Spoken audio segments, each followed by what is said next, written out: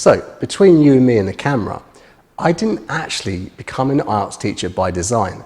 It was a happy accident, but I'm so happy it did happen. Well, if you've been teaching for as long as I have, you know there's a huge difference between motivated students and demotivated students. Sometimes, guys, it's like pulling teeth. From my experience teaching English for over 10 years, IELTS students are by far the most motivated ones you'll find. So yes, being an IELTS teacher is a really rewarding experience because you're working with people that want to do this. For one thing, these students are actually paying up to $200 to take this exam. They're also paying you to teach them. And for many of them, this is going to be a life-changing event. Getting the chance to study abroad or to live abroad is going to push them up the economic ladder. That would sure motivate me. So what kind of qualifications do you need to become an IELTS teacher? Well, nothing really. You could become an IELTS teacher today if you wanted. That's right, there is no official qualification to become an IELTS teacher. You may see a lot of people saying they're IELTS qualified, but actually it's a bit of a fib. While it is true that you can find some courses run by organisations like the British Council, which give you kind of an intense introduction to teaching IELTS, it's not an official qualification and often it's free. But in reality, if you want to teach IELTS in a school, you're going to have at least a TEFL qualification. Now, if you haven't got a TEFL qualification right now, the one that teaches you how to teach English, then check out the link below for my recommendations and how you can do that online starting today. The other thing you might have to have is a university degree. The reason for this is one of the exams, there's academic IELTS and general IELTS. The academic IELTS is actually kind of geared towards academic study.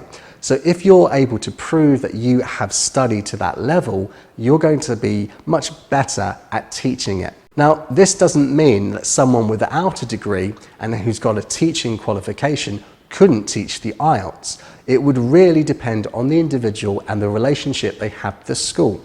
If you're an outstanding teacher, I think that's what matters most. And talking of the degree, it really doesn't matter. Now, I'm from the UK and quite often people get a degree in subjects that they never ever use for their career. For example, I have a degree in history. That was a good decision. Okay, so let's assume that you do have a degree and you've already got your TEFL. Should you start teaching IELTS from day one? Well, probably not. The IELTS exam is quite particular and you need to be confident not only with your classroom management, but also your ability to teach things like grammar and vocabulary. This is why most IELTS teachers actually do a little bit of teaching for general English before they move to the exam preparation classes.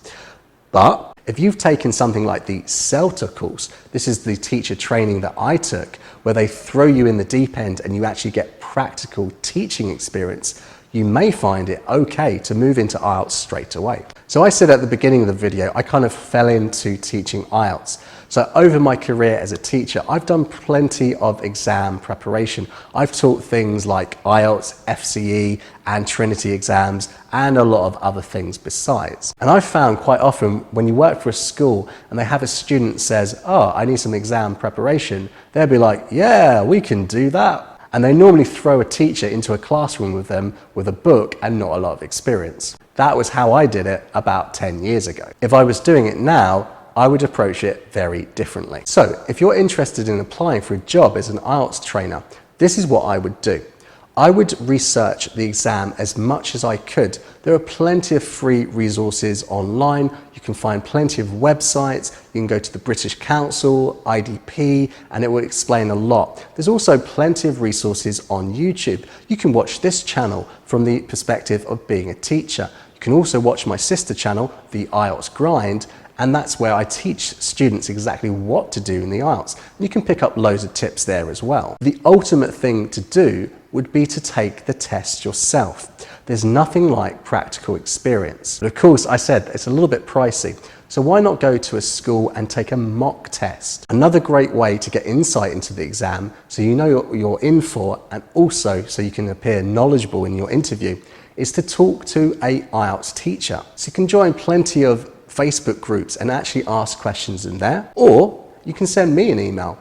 check the description and I can give you some tips as well. Of course, another route into teaching IELTS is actually to become an examiner. Now, any English teacher can become an examiner. Normally, you're going to need a little bit of experience, and of course, they normally ask that you have a degree so that it can show that you're able to do this at an academic level. But the thing is, examiners aren't allowed to officially teach IELTS. Well, at least they're not allowed to tell anyone. So basically what we're saying is that there are no special qualifications to become an IELTS beyond what you would normally need to be an English teacher. But you should really know the exam inside out and also be comfortable in teaching all the essential elements of passing the exam. And really the best way to learn that is through experience and studying what it's all about. And of course, one of the bonuses of being an IELTS trainer is that you are valued by everyone. If you found this a useful video, please do give me a like and catch me for another video very soon.